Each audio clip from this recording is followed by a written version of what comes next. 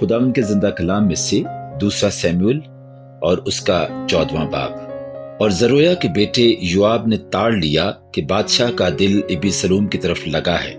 सो योआब ने तुकवा को आदमी भेजकर वहां से एक दानिशमंद औरत बुलवाई और उससे कहा कि जरा सोग वाली का सा भेष करके मातम के कपड़े पहन ले और तेल ना लगा, बल्कि ऐसी औरत की तरह बन जा जो बड़ी मुद्दत से मुर्दा के लिए मातम कर रही हो, और बादशाह के पास जाकर उससे इस तरह कहना। फिर योआब ने उसे जो बातें कहनी थी सिखाई। और जब तुकवा की वो औरत बादशाह से बातें करने लगी तो जमीन पर औंधे मुंह होकर गिरी और सिजदा करके कहा, ऐ बादशाह, तेरी दुहाई है। बादशाह ने उससे कहा, तुझे क्या हुआ? उसने कहा, मैं सचमुच एक बेवा हूं और मेरा शौहर मर गया है। तेरी लौंडी के 2 बेटे थे, वो दोनों मैदान में आपस में मारपीट करने लगे और कोई ना था जो उनको छुड़ा देता। सो एक ने दूसरे को ऐसी जरब लगाई कि उसे मार डाला। और अब देख कि सब कुंबे का कुंबा तेरी लौंडी के खिलाफ उठ खड़ा हुआ है, और वो कहते हैं कि उसको जिसने अपने भाई को मारा हमारे हवाला कर, ताकि हम उसको उसके भाई की जान के बदले जिसे उसने मार डाला कत्ल करें और यूं वारिस को भी हलाक कर दें। इस तरह तो मेरे वो अंगारे को जो बाकी रहा है बुझा देंगे और मेरे शौहर का ना तो नाम ना बकिया रुए जमीन पर छोड़ेंगे। बादशाह ने उस औरत से कहा, तू अपने घर जा और मैं तेरी बाबत हुक्म करूंगा। तुकवा की उस औरत ने बादशाह से कहा, ऐ मेरे मालिक, ऐ बादशाह, सारा गुनाह मुझ पर और मेरे बाप के घराने पर हो और बादशाह और उसका तख्त बेगुनाह रहे। तब बादशाह ने फरमाया, जो कोई तुझसे कुछ कहे उसे मेरे पास ले आना और वो फिर तुझको छूने नहीं पाएगा। तब उसने कहा कि मैं अर्ज करती हूँ कि बादशाह खुदावंद अपने खुदा को याद करे कि खून का इंतकाम लेने वाला और हलाक ना करने पाए, ता ना हो कि वो मेरे बेटे को हलाक कर दे। उसने जवाब दिया, खुदावंद की हयात की कसम, तेरे बेटे का एक बाल भी जमीन पर नहीं गिरने पाएगा। तब उस औरत ने कहा, जरा मेरे मालिक बादशाह से तेरी लौंडी एक बात कहे। उसने जवाब दिया, कह। तब उस औरत ने कहा कि तूने खुदा के लोगों के खिलाफ ऐसी तदबीर क्यों निकाली है? क्योंकि बादशाह इस बात के कहने से मुजरिम सा ठहरता है, इसलिए कि बादशाह अपने जिला वतन को फिर घर लौटा कर नहीं लाता, क्योंकि हम सबको मरना है और हम जमीन पर गिरे हुए पानी की तरह हो जाते हैं जो फिर जमा नहीं हो सकता। और खुदा किसी की जान नहीं लेता, बल्कि ऐसे वसाइल निकालता है कि जिला वतन उसके हाथ से निकाला हुआ ना रहे।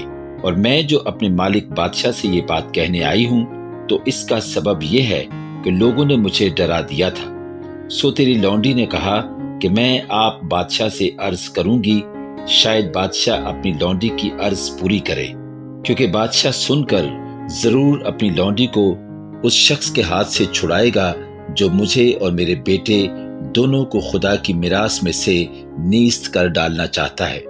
सो तेरी लौंडी ने कहा कि मेरे मालिक बादशाह की बात तसल्ली बख्श हो, क्योंकि मेरा मालिक बादशाह नेकी और बदी के इम्तियाज करने में खुदा के फरिश्ता की मानिद है। सो खुदावंद तेरा खुदा तेरे साथ हो।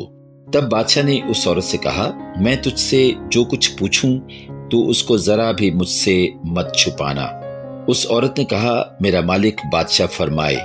बादशाह ने कहा, क्या इस सारे मामले में योआब का हाथ तेरे साथ है? उस औरत ने जवाब दिया, तेरी जान की कसम ऐ मेरे मालिक बादशाह, कोई इन बातों से जो मेरे मालिक बादशाह ने फरमाई हैं दाहिनी या बाएं तरफ नहीं मुड़ सकता, क्योंकि तेरे खादिम योआब ही ने मुझे हुक्म दिया और उसी ने ये सब बातें तेरी लौंडी को सिखाई। और तेरे खादिम योआब ने ये काम इसलिए किया ताकि उस मजमून के रंग ही को पलट दे। और मेरा मालिक दानिशमंद है, जिस तरह खुदा के फरिश्ता में समझ होती है कि दुनिया की सब बातों को जान ले। तब बादशाह ने योआब से कहा, देख, मैंने ये बात मान ली, सो तू जा और उस जवान अबीसलोम को फिर ले आ। तब योआब जमीन पर औंधा होकर गिरा और सिजदा किया और बादशाह को मुबारकबाद दी।